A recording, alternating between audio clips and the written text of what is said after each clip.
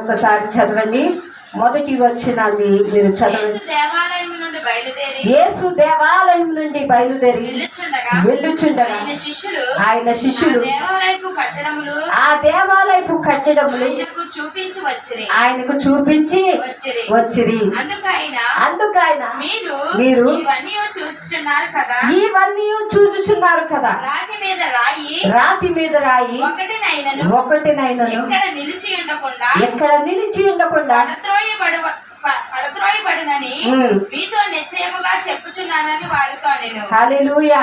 చూడండి, సొలొమోను కట్టిన మందిరాన్ని అక్కడున్న మరి నిజంగా ఆ ప్రజలు తనతో ఉన్న శిష్యులు ఏం చేస్తా ఉన్నారండి, యేసు ప్రభు వారు చూపిస్తున్నారండి. ఏమనంటే, అయ్యా ఎంత అద్భుతమైన కట్టడం, ఒక్కసారి మీరు ఈ కట్టడం ఈ ఆలయం మీరు చూడండి అంటే దేవుడు అంటూ ఉన్నాడు, ఇది ఒక రోజు ఇవన్నీ కూడా ఉండవు. ఎందుకంటే ఈ రాతి మీద రాతి పేర్చినప్పటికీ ఇవన్నీ కూడా కూలిపోతాయి. ఒక రోజుని ఈ మందిరమే ఉండదు అని అక్కడ ప్రభు చెప్పుచున్నాడు. హల్లెలూయా.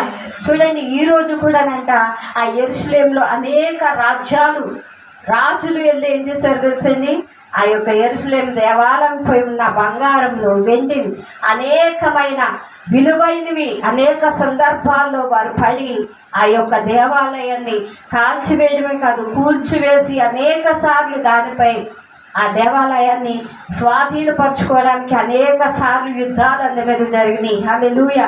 చాలా రాళ్ళు కూలిపోని అక్కడ కొంత మందిరాలు కూడా కొన్ని కూలిపోయినప్పటికీ మరలానంట నెహెమ్యా మనం చూస్తూ ఉంటాం, పడిపోయిన ప్రకారాలంట ఏం చేస్తా ఉన్నాడంటే ఆయన మళ్ళీ కడుతూ ఉన్నాడట.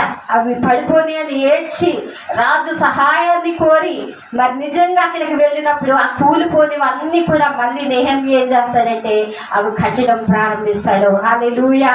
నా దేవుని మందిరం ఇలాగ ఉండడానికి నాకు ఇష్టం లేదని మరి దేవుని సన్నిధిలో కనిపెట్టినప్పుడు రాజు యొక్క హృదయము తెరిచి ఆ మందిరానికి కావలసిన ప్రతివి కూడా దేవుడు సమకూర్చి నెహెమ్యా ద్వారా కూడా మరలాది కట్టబడడం జరుగుతుంది. హల్లెలూయా. బబులోను రాజు కూడా మరలాది ఆ యొక్క దేవాలయం మీద పడి మరలా ఆ ప్రజలందరినీ కూడా బంధించి ఆ యొక్క దేవాలయాన్ని కూడా అనేక సార్లు ఏం చేస్తూ ఉన్నారంటే నాశనము చేస్తూ వచ్చారండి. హల్లెలూయా. ఇప్పుడు కూడా చాలా మట్టుగా అది కూలిపోయింది, కానీ మరలా ఏం చేస్తూ ఉన్నారంటే దాన్ని కట్టడము ప్రారంభిస్తూ ఉన్నారు. ఇప్పుడు ఒక గోడ ఉందట, ఆ గోడని ఏం చేస్తారో తెలుసండి, చాలా మంది ఏం చేస్తారండి ఆ గోడ దగ్గరికి వెళ్ళి ఏడుస్తా ప్రార్థన చేస్తారట. హల్లెలూయా.